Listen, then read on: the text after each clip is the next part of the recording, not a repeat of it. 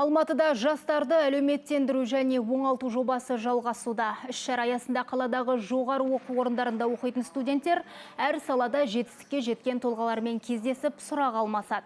Адырна қоғамдық қорының ұйытқы болуымен бүгінге дейін еліміздің әр өңірінде 20-ға жуық семинар тренинг өткен. Мақсат жастарды еңбекке баулу және олардың шығармашылық әлеуетін арттыру. Жоба ақпарат және қоғамдық даму министрлігінің қолдауымен ұйымдастырылып отыр.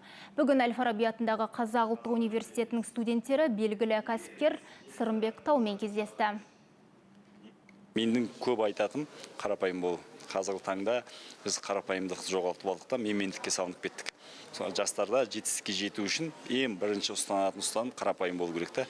Біз бір азғантай дүние бітсе, немесе бір азғантай абырой бітсе қарапайымдықтан аттаймыз. Бірақ осы бізге керісінше алдымыздан соққы болып тиіп жатады. Бизнестің қыр-сырын үйрету, былайша айтқан кезде тұлға болып қалыптасу үшін оларға барынша соған қолдау көрсету мүмкіндігінше барлығы тегін жұмыссыз жастарды тіркеп, біз сосын жұмыспен қамту орталықтарына ұсынып, сөйтіп олармен ортасына дәнекер болып, екі ортада байланыстар ұйымдастырып, сондай қызметтерді қарап жатырмыз.